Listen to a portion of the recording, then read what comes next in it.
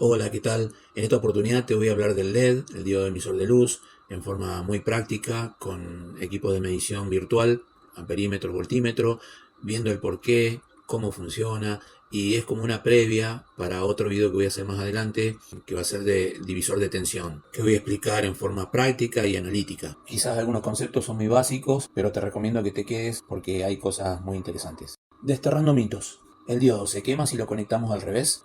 No, no se quema, simplemente porque no deja pasar nada de corriente. O sea, en un sentido pasa la corriente y emite luz. Si lo conectamos al revés, directamente no va a pasar la corriente, no va a emitir luz, nada. Por lo cual no se quema. ¿El LED se quema si no le ponemos resistencia? Sí, se quema. ¿Por qué? Porque dijimos que deja pasar toda la corriente, sin limitaciones, por lo cual el circuito sería un cortocircuito, donde se quemarían los cables, o se quemaría el LED, o explotaría la batería. Como el LED es el componente más frágil de todo el circuito, se termina quemando. Por esta razón, se conecta a una resistencia en serie. Además, la batería, que es la fuente de alimentación, es de 9 volt, y la caída de tensión dentro del LED es un poco más de 2 voltios, por lo cual el circuito debe tener otro elemento donde caigan los 7 volts restantes.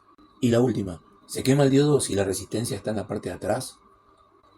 No existe parte de atrás y parte de adelante. Los electrones no salen de un punto y llegan al otro, sino que se mueven todos al mismo tiempo por todo el elemento. Pasemos a una práctica virtual. Este es un circuito compuesto por una batería de 9 volt, un amperímetro que indica la corriente o la intensidad de corriente que pasa por todo el circuito, y el circuito está compuesto de una resistencia variable que limita esa corriente y atraviesa el LED. El propósito es controlar la iluminación del LED. Si bien no es el desarrollo óptimo para esta función, esto nos da el pie para estudiar más adelante circuito divisor de tensión. Al LED está conectado en paralelo un voltímetro y a la resistencia variable está conectado otro voltímetro. Entonces, siempre la suma de estas dos tensiones va a ser igual a la tensión de fuente.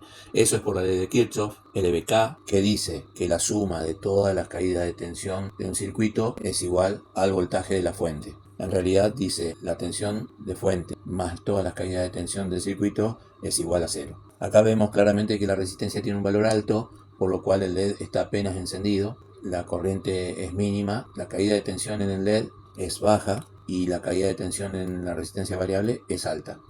A medida que voy bajando el valor de la resistencia, vemos que pasa más corriente, que se eleva la tensión dentro del diodo y baja la tensión en la resistencia variable. Con esta intensidad de corriente, un LED común se quema.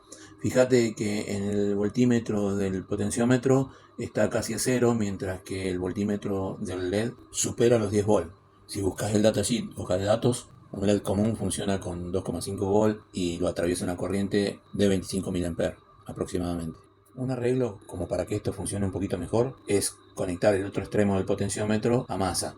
El volumen de un equipo de música funciona más o menos parecido. Los LED se alimentan con una tensión y una corriente determinada, y para ajustar esas magnitudes hay una formulita muy sencilla que es el divisor de tensión, que te lo explico en el próximo video. Muchas gracias por estar.